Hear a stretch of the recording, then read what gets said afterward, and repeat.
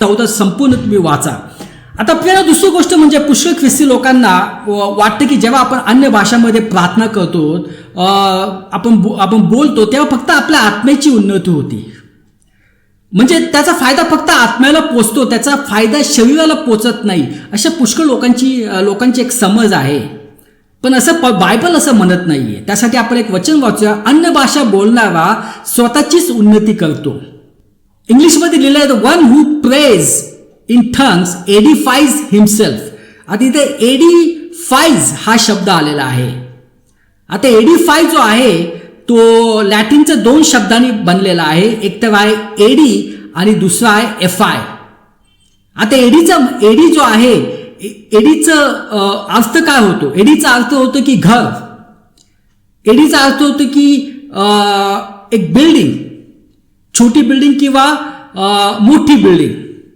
तर एडीचा अर्थ होतो घर आणि एफआयचा अर्थ काय होतो की रिपेअर करणे, म्हणजे दुरुस्त करणे. तर दोन्ही जेव्हा आपण कंबाईन करतो तर का आपल्याला आन्सर येतं? घर दुरुस्ती करणे. त्याला म्हणतात एडिफाईज. घर दुरुस्ती करणे, घर रिपेअर करणे.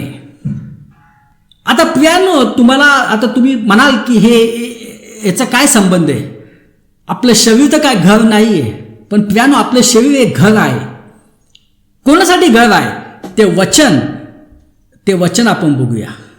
पहिला कोरिन्थियर अध्याय 6. तुमचे शरीर तुमच्यामध्ये वसणारा जो पवित्र आत्मा देवापासून तुम्हाला मिळाला आहे, त्याचे मंदिर आहे हे तुम्हाला ठाऊक नाही काय? आणि तुम्ही स्वतःचे मालक नाही.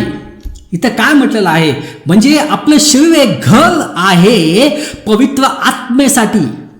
आता हे जे वचन जे आपण वाचलं होतं की जेव्हा आपण अन्य भाषेमध्ये बोलतो तेव्हा आपण स्वतःची उन्नती करतो. आता उन्नतीचा शब्द जो आहे इंग्लिशमध्ये मी तुम्हाला सांगितलं एडिफाईज.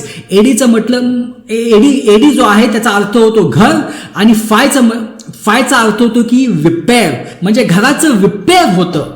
आणि इथं म्हटलंय की आपलं शरीर एक घर आहे. म्हणजे जेव्हा आपण अन्य भाषेमध्ये आपण प्रार्थना करतो तर आपल्या आत्म्याची पण उन्नती होती आणि आपल्या शरीराची जे पवित्र आत्म्यासाठी जे घर आहे त्याची पण उन्नती होती.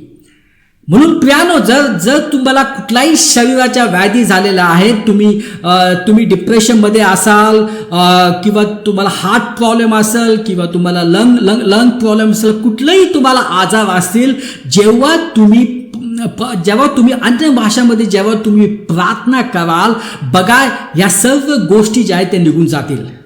कारण जेव्हा तुम्ही प्रार्थना कराल तर तुमचे जे शरीर जे आहे, तुमचं घर काय होणार? रिपेअर होत राहणार, रोज रिपेअर होत राहणार.